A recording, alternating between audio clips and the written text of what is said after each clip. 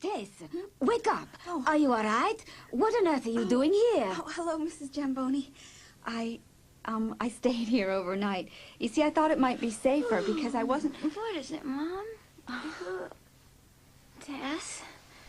When did you get here? What's happened? Oh, it's okay, Gina. I just slept here last night. You see, when we were at Trudy's party... Without mentioning her suspicions about Trudy and Doss, Tess told Gina about the night before. Gosh, Tess, you better stay at my house until the police come up with some answers. Right, Mom? Of course. Tess is always welcome. Oh, no, thank you, Mrs. Jamboni. It's okay.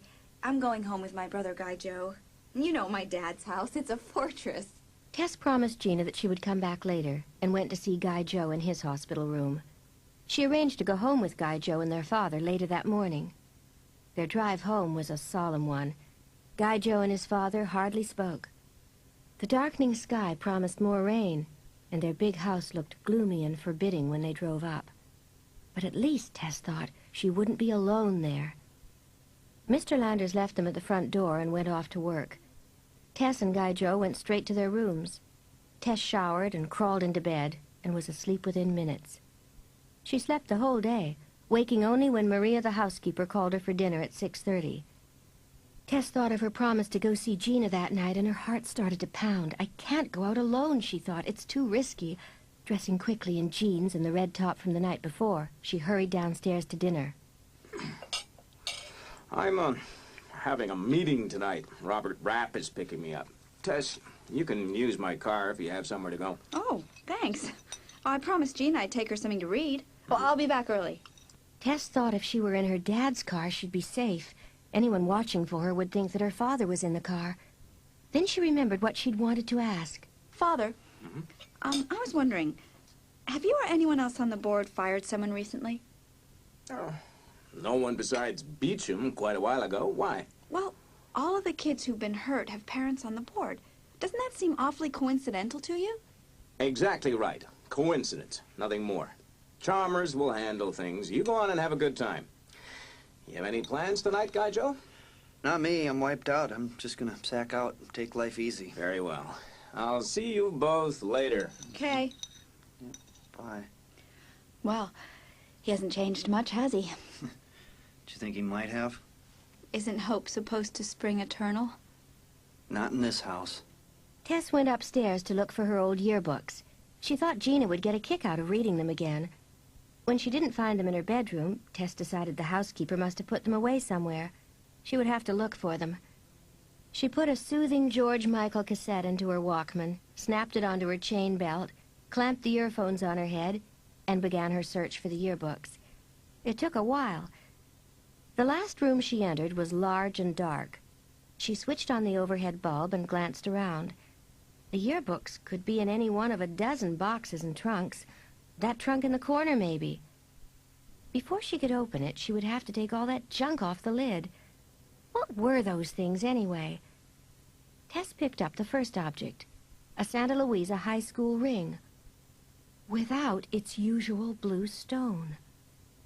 And her red leather key case. Beside it lay a paper napkin, exactly like the ones Trudy had had at her birthday party. The tiniest traces of chocolate cookie crumbs clung to one edge. A pulse in Tess's throat began to beat double time, out of sync with the drums in her headphones. Then she saw one more object, a large, fat, purple magic marker. Tess took off her headphones and picked up the ring to examine it more closely. What does all this mean? What are all these things doing lying here so neatly, so well ordered? It's like a shrine. Well, good for you. Oh, God, Guy Joe. That's exactly what it is. A shrine. To my mother, actually. A shrine? To our mother? Not our mother, stupid. My mother. We didn't have the same one, you know. What are you talking about? Of course we did. No, they stole me right out of my mother's arms, and now they're paying for it. And you're gonna pay too, because it was your father who kept the truth from me. Tess felt dizzy. Did he mean he wasn't her real brother? That was crazy. Then she looked again at the objects laid out on the trunk. The ring, the key case, the napkin. Each of them had something to do with one of the accidents. Which meant... Yes, they're proof. I did it. All of it. And it was so easy. This town is so full of fools. Oh, God, Joe, you I wouldn't. wouldn't? Oh, wouldn't I, huh? Well, this is justice, Tess. Pure and simple. They asked for it. They stole me and they kept the truth from me. I don't understand. You don't have to. All you have to do is come with me. What? No!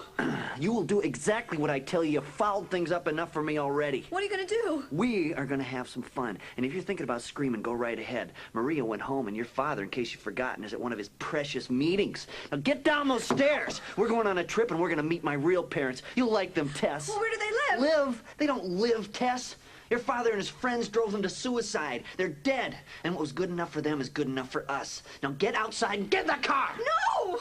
Gaijo threw her into the car and snapped on the electronic locks. He yanked her seatbelt across her.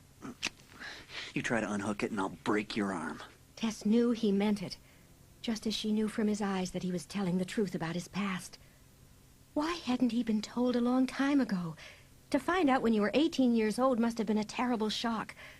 Enough, Tess realized, to send her brother over the edge.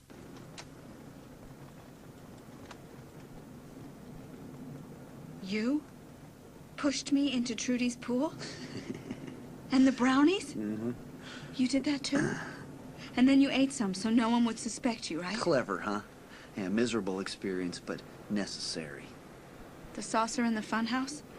How were you able to lift it up? Those things wear out fast, and then they're easy to lift. I just put it onto the saucer beside it, and you were standing on it, and then I slipped it back when I went to call Gina's parents. Gaijo, I don't know how you found out about your past, but you could be wrong. And anyway, it doesn't matter to me. It matters to me, But I'll you always think of stupid, you- selfish little witch.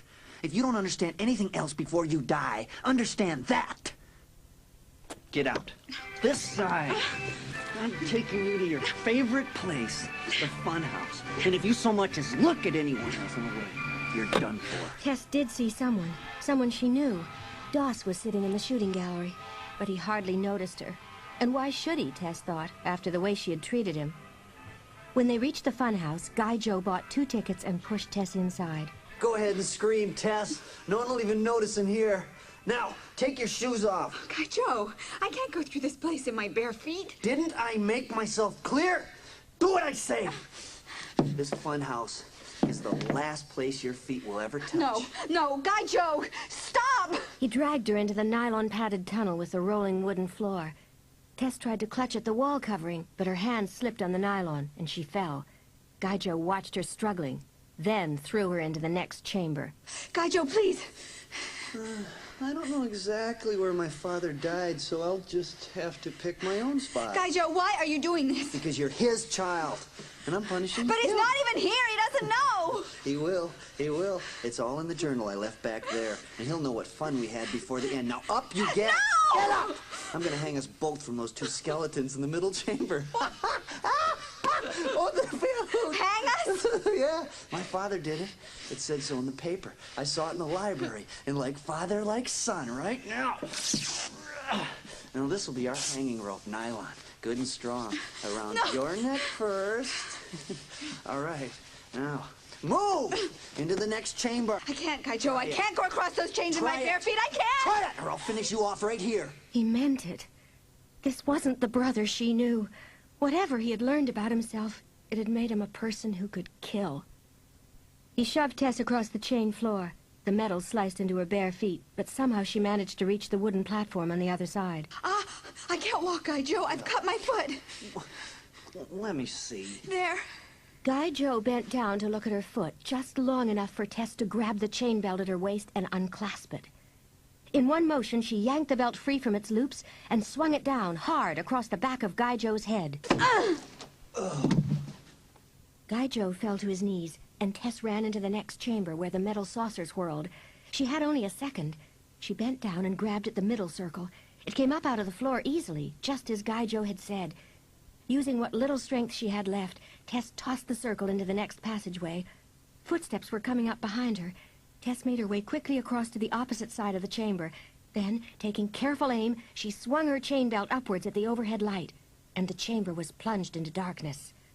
Tess crouched on the wooden walkway, trembling violently, waiting. Tess! Tess! I'll get you!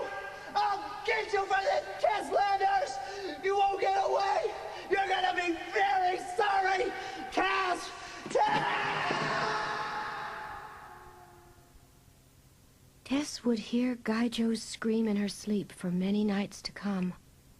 Crouching in the corner of the chamber, she covered her face with her hands.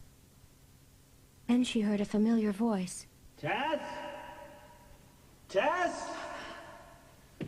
Tess, where are you? I'm here. Oh, be careful, Sam. There's a saucer missing. Are you okay?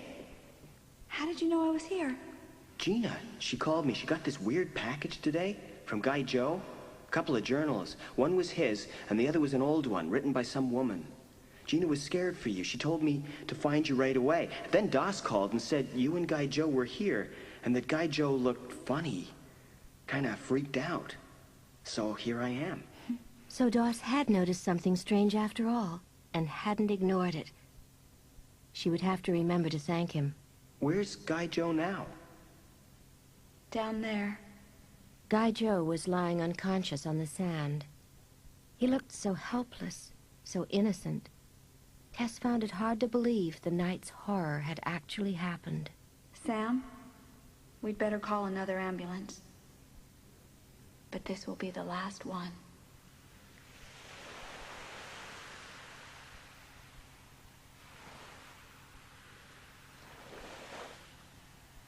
They think I'm unconscious, but I heard every word they said. Dr. Oliver said to my supposed father, "We've had our hands full with these kids, haven't we? Buddy Slaughter tells me Trudy is really upset." So, I found out in the end. The Buddy Lila wrote about was Trudy's father, and I hadn't punished him yet. Okay. No sweat. I'd go wherever they sent me. I'd weave little baskets and I'd talk to shrinks. But I'd get out someday. And when I did, Buddy Slaughter, the man who had stolen everything from me, would be waiting. I could wait too.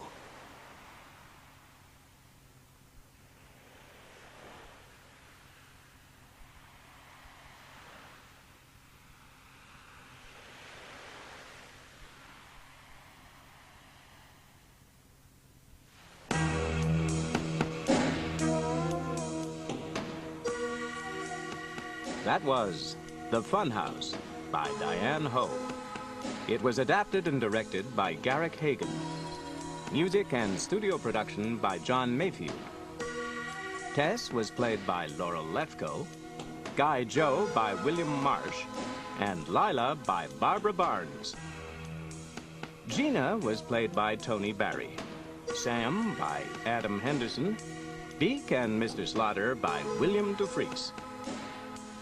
Trudy was played by Laurence Bivard, Candace by Stacey Jefferson, Doss and the Police Sergeant by David Jarvis. The narrator was Liza Ross. The Funhouse was a Story Circle production for Scholastic Publications.